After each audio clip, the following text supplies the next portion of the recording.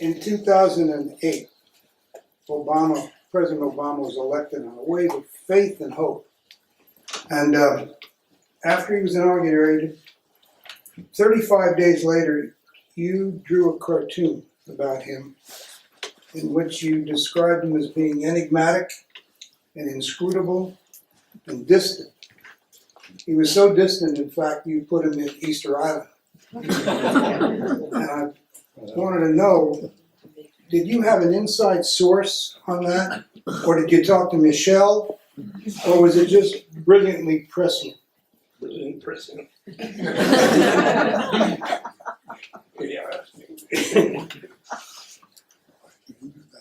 It just seemed to be that way from the beginning to me. That drawing represented half of America looking for solutions, looking for answers, and looking to President Obama to rescue us all. Here, here.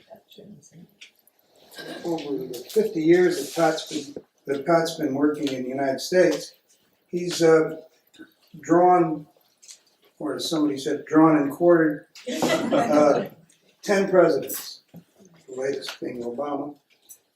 And you want to do some of them? Well, let's run through it. I started with Johnson. You started with Johnson, that's right. 64. Anybody remember Johnson?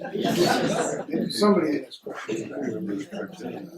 He had a lot more lines when he finished than when he began. Okay. Nixon?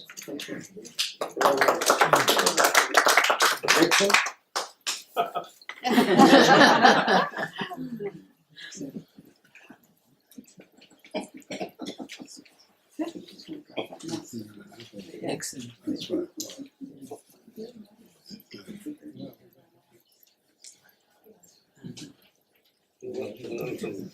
Bill Malden, that all you needed to do to draw Nixon.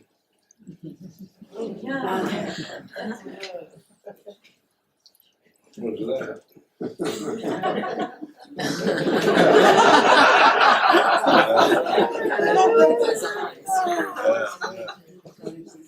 That's so good. The nose is a big thing in these drawings. Right? It is.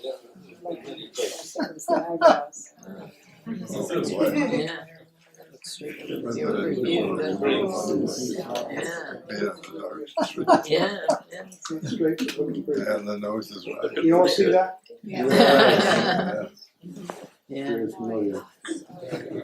Sorry about that. Oh, the shadow. Yeah. That's right. Yeah, that could be it's upshaved No, it kept before growing this. back. It looked Yeah. better if you hunched his shoulders. started. He knows I was throwing something. Yeah, like that. Oh my God. With the hands.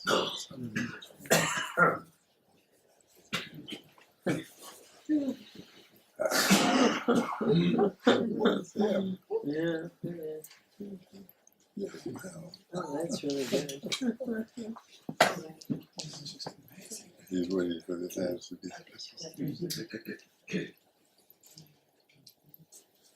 Just nails.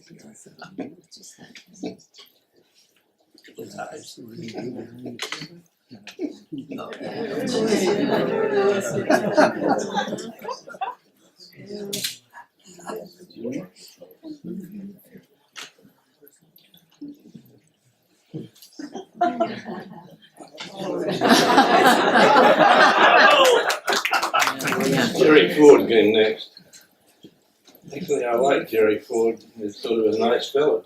I'd hate to say that about anybody in politics, but He hates Jerry Ford was a nice fellow. He hates to say that about anybody in politics. It's to do with that. that's a simple sort of thing. It's pretty No, no.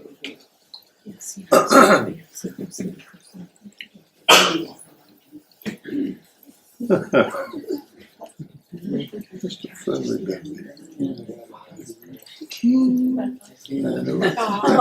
Yeah. I was once asked to address the, he used to entertain his ex-staff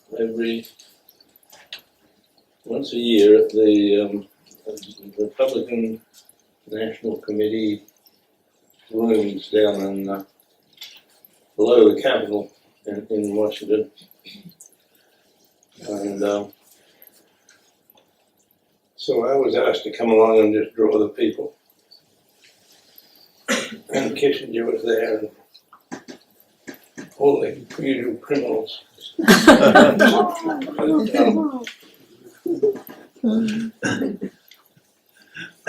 After drawing them all for a while, I walked over to the president, the ex-president, and I drew him. I had charcoal in my hands and I drew a Band-Aid. He was always banging his head on things. And Secret Service didn't like that much. If you do that again, you'll never draw on this town again. Paul took it very well. He's a good guy. You said that politics is boring. But you said the study of the crooks and charlatans, just like you were talking now, the study of the crooks and charlatans who practice it is what's enjoyable. And you said politicians are disgusting people. Did I say that? And about 6 months ago, It must be true. I asked him if there were any exceptions to those crooks and charlatans, living or dead. And he paused for a long time, like he does now. What did you say? Mike. Mike. He said, I'm thinking. That was about 6 months ago. Yeah. How you doing on that question? You're still thinking. I'm still thinking. Do you vote for the best presidential caricature? I think I may. I even voted for Ronald Reagan once. Not that it mattered because I lived in D.C. You voted in Canada. But I couldn't bear the thought of drawing Walter Mondale for 4 years. So Reagan saved you from that, right? Yeah. We know who this is already.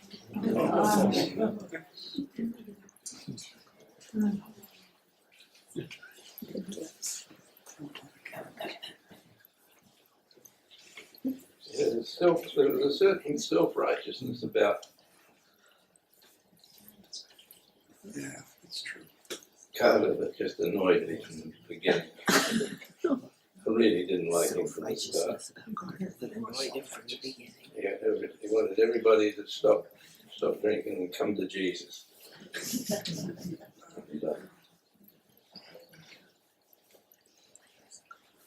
You disagreed with him? Violently.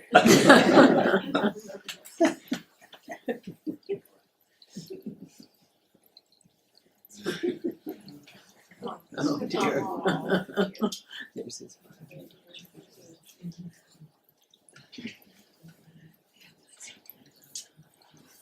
But he went away eventually. Anyway, he was famous for being in a canoe one day. The killer rabbit. Oh, Some nasty rabbit came out and scared him. Tried to climb in his canoe. He never really lived sit down.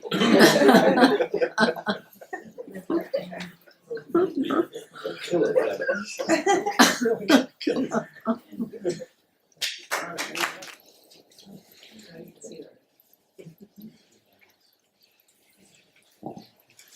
Didn't Reagan fashion himself as a cartoonist too?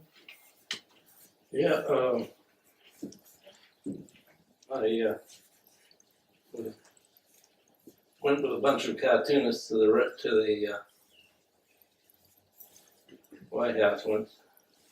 We had lunch with him, and he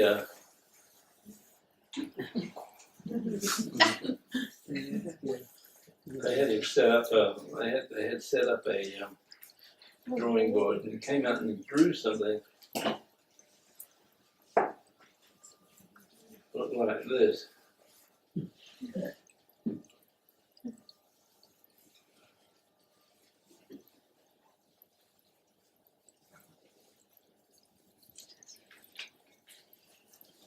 That's what it looked like. And he stood back and waited for the applause, and none of us knew who the hell he'd drawn. And I still don't know what that was. Anyway. In your other cartoons, in the cartoons you drew up for the syndicate, you kind of use a lot of ink and detail, and it seems like you put as many people as you possibly can into a frame. As a matter of fact, you said that the more people you can put in, the happier you are. As a matter of fact, you put it another way. You said, I'm a victim of my own idiocy sometimes. Well, I do say all these things that you. I write them down, too. You old gumshoe reporter, you are. Okay. Is that true? You like to put a lot of stuff in? I do. I like detail that gets away from me quite often. But Detail gets away from me. I enjoy doing it. I think people like seeing it. The detail is. You keep adding people. It works some days, and other days you got to keep it simple. Let me talk to you about something serious for a minute. What's your reaction as a cartoonist to the Charlie Hebdo tragedy and the whole controversy after that? Well, seriously speaking, I've always taken this art very seriously. And I've scored it in 3 ways: on idea, I give 100% for idea, 100% for drawing, and 100% for writing, because writing goes into it too. And so you could get 300. And Charlie Hebdo or Hebdo, I've seen that magazine, and I really have seen better drawings on public latrine walls. I just don't like it. I don't think it was. I just don't think it's worthy of being called a satirical magazine, whatever it's called, publication. Satire involves a fair bit of intelligence, whether you like it or not. And this group just did not work for me. I think you have to keep in mind that it was a needless provocation. What happened to them was poking a large, stupid animal with a stick. And these people, you've got to remember, their minds are mired in the 7th century because of their beliefs. I've never criticized the belief; they can have their beliefs, and as far as I'm concerned. But it had nothing to do with free speech. It had to do with just being offensive, and I just didn't like it. And drawing Mohammed. What, I don't know what Mohammed looked like. We accept images of Christ, which are probably totally inaccurate. I bet he was small, fat, and Jewish. Could be.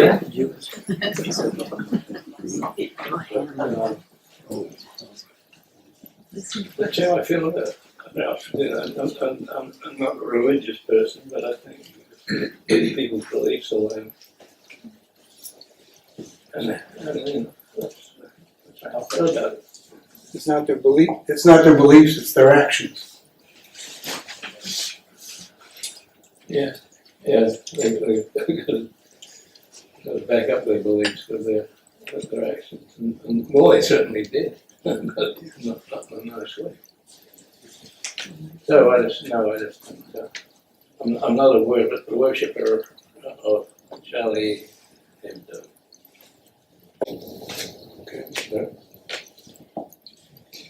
You've got some of your own subjects that provoke you every once in a while, although you don't go after beliefs, but you do go after actions.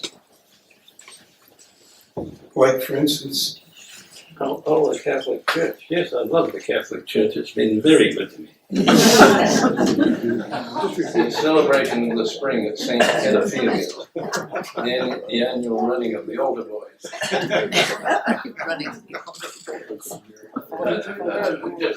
Just seemed proper at the time. you got a certain amount of flack from that too. Oddly, a lot of support from Catholic organizations, believe it or not. Can you, John around, but can you remember what Punk said in that cartoon? I think he said that the bishop has first dibs. He says someone ought to tell the bishop, and the other guy says the bishop has first dibs.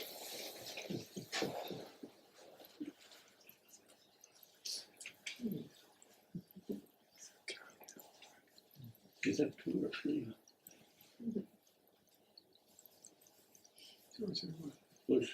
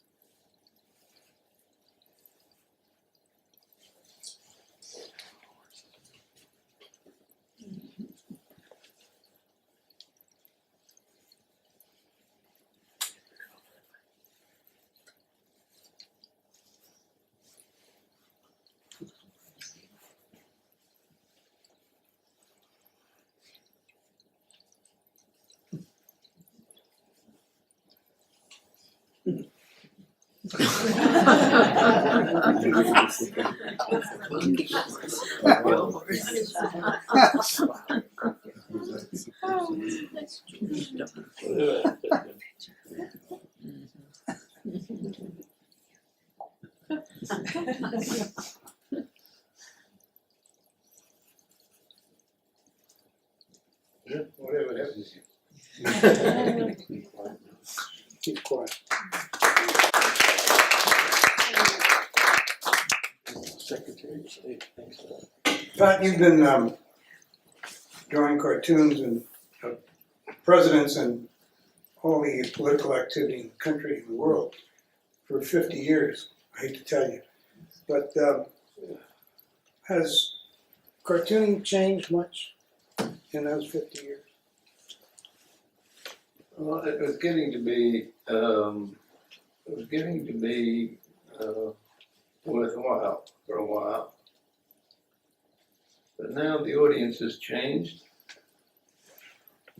People are not reading as much as they used to.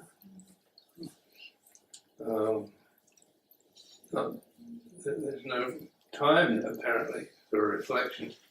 It has a lot to do with the internet. And it shouldn't be that way because it's a visual medium, and cartoon should be in it, but there's no tendency these days to sit down and study things for a while. You said that one of the big problems is education, and the way you put it is that publishers, editors, readers are all trapped together in a forest fire of ignorance. How do you really feel? Yes. But you said they needed a context, and they didn't have a context. Well, that's you can't use Shakespearean quotes anymore. You used to be able to in cartoon. You can't, you can't assume much. You can't assume that people know what you're talking about. Education has a lot to do with it. We accept the last 40 article New England Horatio, but it doesn't mean much anymore. Isn't that awful? Yeah. But in addition, you said that the people at fault, largely at fault, in addition to education, are the editors and the publishers who. Well, editors and publishers, what editors and publishers are left are worshippers of the bottom line.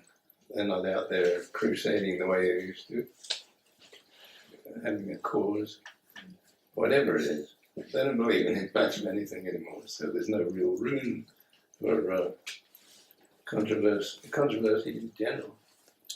Cartoons, I don't know where the art will go in the end.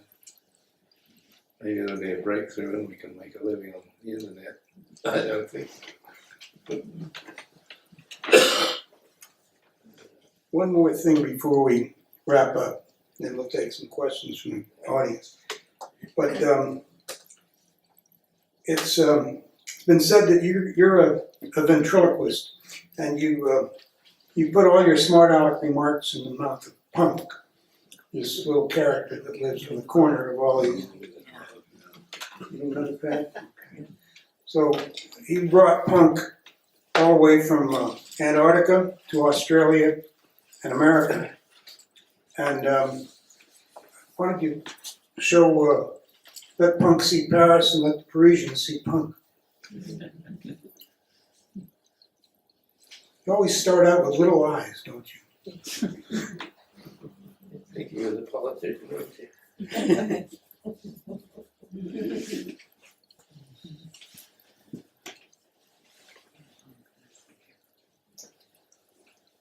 Anyway, he's a penguin. Doesn't look much like a one anymore, but he stayed with me for a long time. So,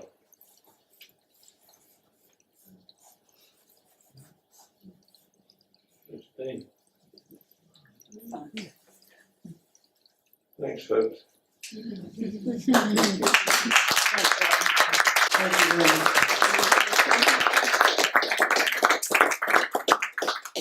It's amazing how this stuff just comes off the paper. Left-handed. He's not tracing anything. We have any questions for Pat, ma'am? You showed us a lot about politicians. Are there people you love to draw but you don't publish because they're just private enthusiasms of yours? Yeah, but that's really can't do that here. I would have to draw them, but I just. How do I answer that question? Not in the 7th or on this month. Okay. If you've been drawing many presidents, I expect you haven't drawn many women. Are there I'm very differences careful about when drawing you go women, drawing except Mrs. Clinton, Mrs. Thatcher. Cozy Rice. Was there a question on the end of that? Well, Yes, there was. cranking up again? Yes, there Yeah, was. I asked, what are the differences? Yeah. Are there differences? What are the differences? Hillary Clinton was very different from the other things you drew. And I'm wondering whether that's because she's a woman, whether you think there are different ways of going about drawing women and men. Well, there's a lot of fisticuffs and gunfire involved in getting it wrong.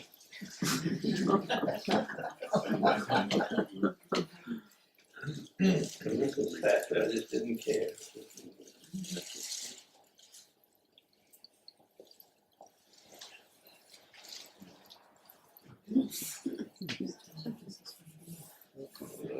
People.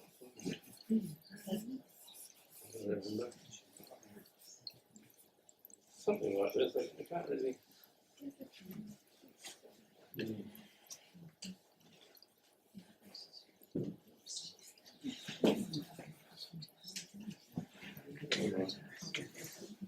Mrs. Thatcher.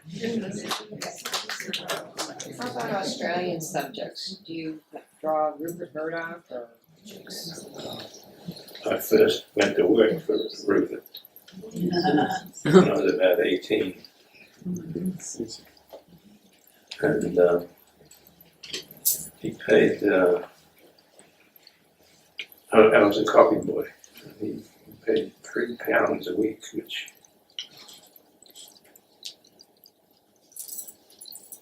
equivalent about $3. $3. And so I left Rupert after a while. But he's followed you, Yeah. pursued. Are there any working cartoonists you do admire, still working today? Edward Sorrell, you see him in New York. I don't have any favorites in newspapers. Richard Thompson. Just David Levine, when he was going. He's wonderful. He's a wonderful artist. And Bill Malden when he was alive. Yeah. So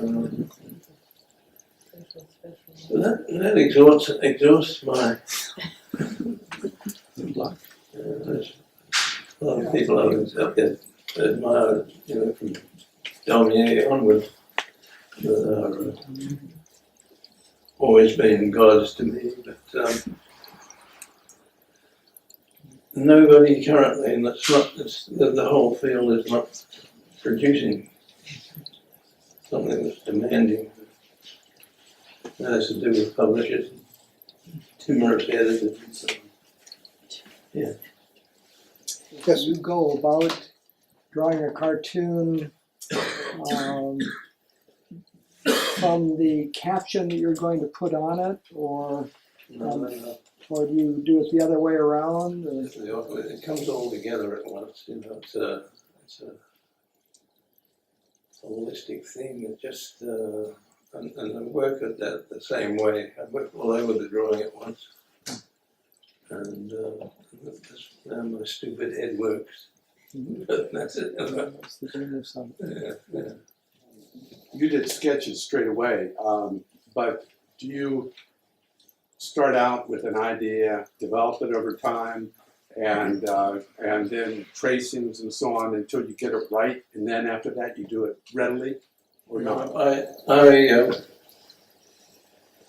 do a rough on one of these pages. I work out the problems on that. How it will look balanced. Then I go to a sheet which is this size, and then just draw it in pencil and ink, and try and get things right as I go along. It has happened, but sometimes it just falls apart. Other times you have to do it 2 or 3 times? No, I just work it out on this small. And that saves a lot of heartache and this point of, that's just how I work. yes, ma'am. When you were growing up in Australia, did you dream of being a cartoonist, or did you have other ideas, or did you not think about it at all? Well, I thought I'd like to be a cartoonist, but I couldn't figure how the hell am I going to do that? And then I went to work for Rupert, and I thought, this is stupid. And you had a breakthrough. So I changed to another paper. It was a bit better. But it's stop and start.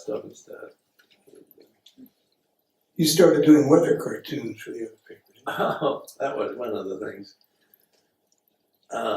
This was a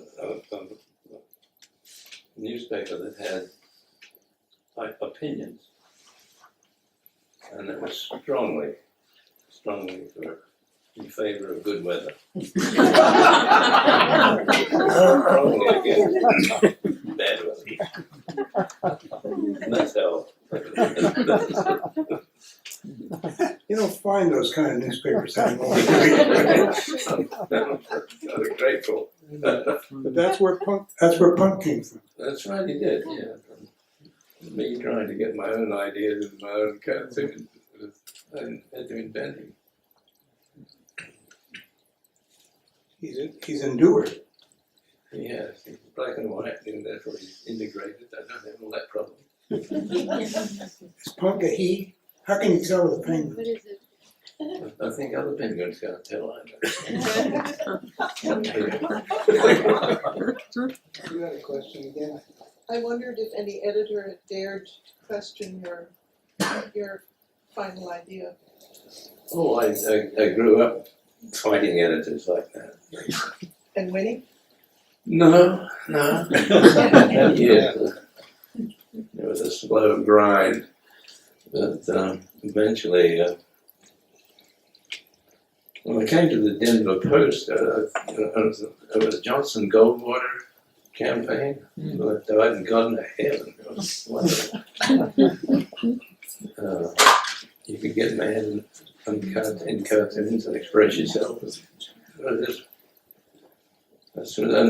the audience, people were so accepting of this idiot from Australia, and you know, it was just an open arms treatment, which I thought was wonderful. After working in opposite conditions for about 10 years, so I was 10 years in Australia as a cartoonist, and then 50 years here. So I've done it enough now, haven't I, please? No. That's it. Okay. Thank you very much.